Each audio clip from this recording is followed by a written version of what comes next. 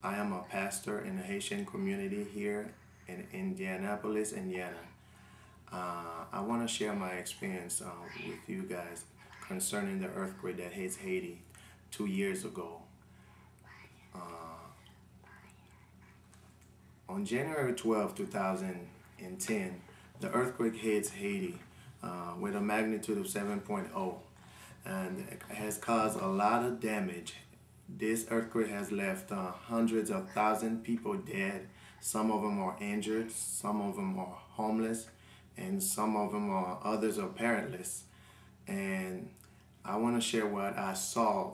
Basically, when I went to Haiti a couple weeks after the earthquake, which is in February, I saw a lot of Haiti was totally different from what I've known before.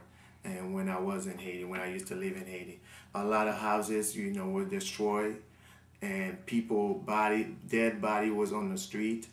People were hopeless. You can see the hopelessness and the face of the people. They were walking and crying. Still, some of them were still crying. Some of them were still walking with their head, their hands on their head, which means hopeless. It's a sign of hopelessness, especially in Haiti, and you can smell what was going on. For instance, the store they used to have, especially store that sell meat, you can smell, it was everywhere was like dead bodies. The smell was awful, and everywhere you go, people were walking around. They walk around with masks on their face just to, prevent them from getting sick.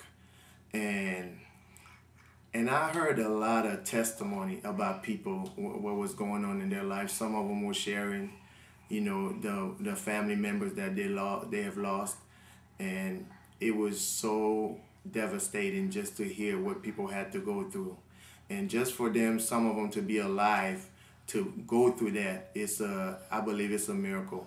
Some of them were sharing that they were in the house when the house fell down, and they couldn't save anybody. They couldn't save their children because their children was already dead in the house. Some of them were sharing that their husband was trying to rescue some people in the house, or the child, and they end up dying. All of them end up in the same predicament, or in the same situation. It was very devastating. When we go down there, we help a lot with medical admission assistance. We do mobile clinic. So when we were doing that, while we were doing that, there was a lot of people that comes with they didn't really have a physical illness, but it was more a mental problem.